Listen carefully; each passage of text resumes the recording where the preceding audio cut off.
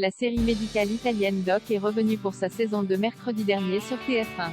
À l'occasion de la diffusion de cette nouvelle salve d'épisodes, Pier Paolo Spolon qui incarne Riccardo nous en dit plus sur ce qui attend son personnage. Depuis mercredi dernier, TF1 diffuse sur son antenne la saison 2 de Doc, une série médicale événement portée par Luca Argentero. Si la première saison se concentrait sur Andrea Franchi et sa capacité à reprendre la pratique de la médecine après son accident dévastateur, cette nouvelle salve d'épisodes entraîne les téléspectateurs, prise dans un monde post-Covid dans lequel chacun des médecins va devoir reconstruire sa vie après ce drame dévastateur.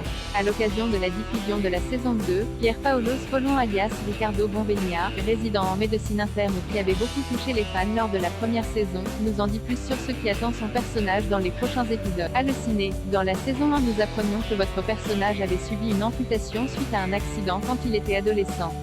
Comment vous êtes-vous préparé à ce rôle? Pourquoi est-ce que c'était important pour vous de jouer un tel personnage?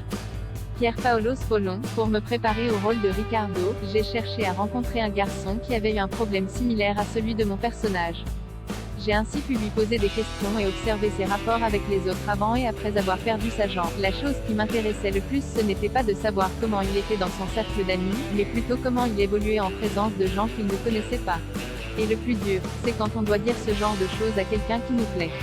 À son contact, j'ai aussi appris que le handicap ne vient pas de la personne qui a ce handicap, mais de celui qui le regarde. C'était quelque chose que je voulais transmettre à travers mon personnage, le handicap naît dans le regard des autres. Quels sont les défis qui attendent votre personnage dans la saison 2 de Doc? Dans la première saison, les difficultés de Riccardo résidaient dans son handicap et le fait de devoir le dire aux autres médecins. Mais dans cette saison 2, le défi est encore plus grand, car il doit désormais faire face à des problèmes psychologiques, qui sont le résultat de la situation que nous sommes actuellement en train de vivre, c'est-à-dire l'épidémie de Covid. La saison 2 de la série se déroule dans un monde post-Covid. Pourquoi les scénaristes ont-ils fait le choix de parler de l'après-Covid? Je trouve que c'est une bonne idée que les scénaristes aient choisi de parler du Covid dans la saison 2 parce que c'est un sujet dont nous entendons toujours parler. Nous sommes aujourd'hui encore toujours bombardés par les nouvelles sur le sujet. Les scénaristes ont surtout compris que les vraies conséquences de l'épidémie arriveraient après. Les gens ont eu des séquelles psychologiques. Ils ne voulaient pas non plus intoxiquer les gens avec le Covid, car c'est un sujet qui occupe une grande place dans les médias. Mais ils ne pouvaient pas non plus ne pas en parler.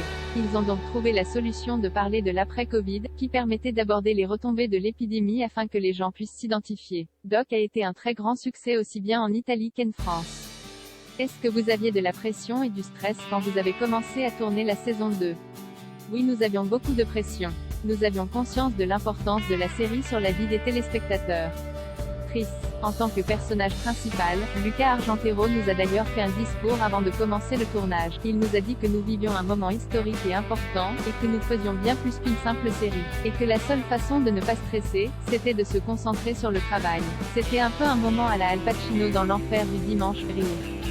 Le personnage de Riccardo est très vite devenu un chouchou des fans. Est-ce que vous imagineriez un spin-off sur lui? Et est-ce que ce serait quelque chose qui pourrait vous intéresser? Il y a de nombreuses blagues sur le sujet en Italie, rire. Mais je ne pense pas que ce soit quelque chose qui soit envisagé. Doc est une série globale et je pense qu'il vaut mieux que l'on continue tous ensemble. Et je ne pense pas que Riccardo soit le personnage idéal pour avoir un spin-off. Votre personnage va se retrouver au milieu d'un triangle amoureux durant la saison 2. Comment cela va-t-il se passer pour lui? Est-ce que vous avez pris du plaisir à jouer cette intrigue? C'était une première pour moi.